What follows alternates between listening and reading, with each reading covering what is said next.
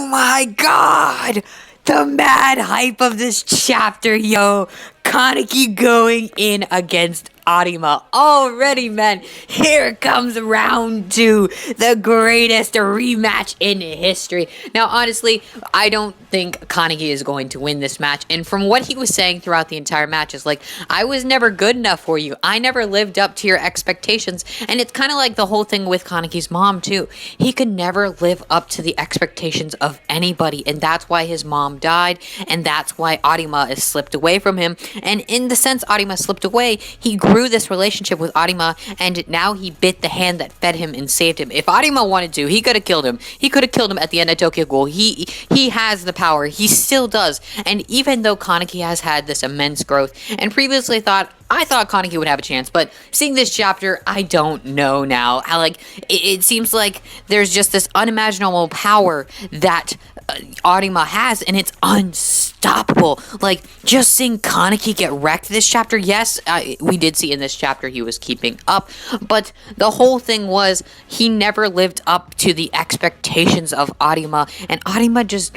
it was hard to tell, but in my opinion, it felt like he had this disappointed look, and he wasn't really caring about this fight. He was just flawlessly fighting, not even caring. He was going like maybe 50%, not even that. And we saw Kaneki going all the way in, going all full force, man, and just seeing that, it was so epic. And I loved every bit of this fight, and I can't wait to see more. And the last thing he says is, stop playing around.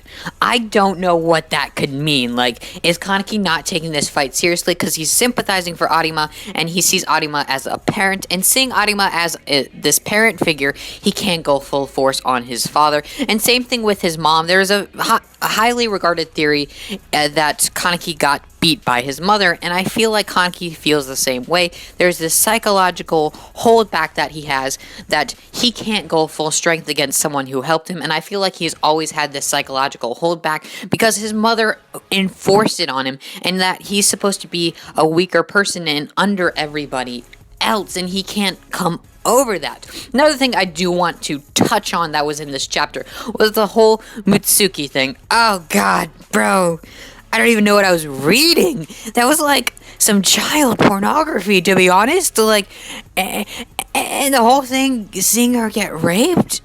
Oh my god, you know, even though we probably didn't see it, it's implied, guys. It is heavily implied, in my opinion. I could be wrong, but that's definitely what I see. And seeing her face just bruised and heavily just destroyed, and seeing that her past too is kind of like finally revealed, I feel like this is also a parallel to Kaneki's past too, because both characters, they have one eye, they wore the eye patch, they had that thing over their eye, they only had one eye, they were weak characters in the beginning, and I just see so many parallels between them. And I feel like Mutsuki, she grew in strength, but in reality, there was never a strength that she could reach that had potential at all, and that's what led to this ending, and where now she has to force herself into the psychological state of where it's fun to get beat up and raped, and I don't know what to think about that. Honestly, guys, I am mentally scarred. Reading Tokyo Ghoul mentally scars you, but the thing is, you can't stop because it's like a drug. It's so good, though. It's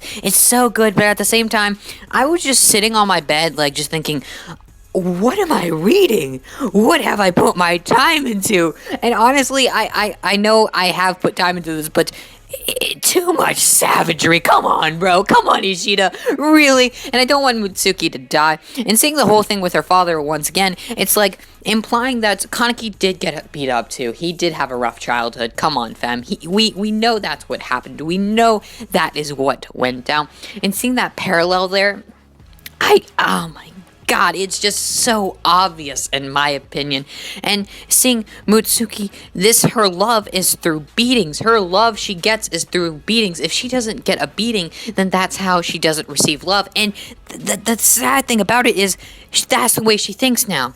It's been forced into her brain as a child that if you're beat, then that's how you get love. And seeing her hair torn and dragged by her hair, and she said, "Ow, that's hurting, you're pulling my hair." Oh my God, I was like, oh God, Ishida, why? Ishida, why? And everything in this chapter was just really kind of depressing. Overall, it was still a hype, though, seeing Kaneki go in for the win, fam, go in. And even though at the end of the chapters, he got his legs cut off, like I said earlier, he is holding back, obviously. He has this psychological breakdown where someone who's taking care of him and someone who supported them, he can't go up against them. And that's why earlier, the first time he went full crazy mode back in the original Tokyo Ghoul, he was able to go full force against him. And now that Arima has built him up and kind of created this barrier and made him like a father figure for him, he has this psychological holding back that he cannot go full force in Arima. And the thing is, Arima is a man with no morals. He does whatever he wants, and he doesn't care if he has to kill you or not. That's his way. And when Kaneki thought he had the upper edge, he just comes out of nowhere, blocks on his left side, and takes Kaneki down. There is no chance. This man has no emotion. Just no emotion Arima has. And guys, what are your thoughts on this chapter? Make sure to like, comment, and click that subscribe button. It would greatly be appreciated. And thoughts on Yuri. We saw him for a second there, and I feel like him being there is going to foreshadow him coming into the story pretty soon. Maybe trying to stop Kaneki, or maybe trying to save Mutsuki IDK. Make sure to like, comment, and click that subscribe button. It would greatly be appreciated, and peace out, guys.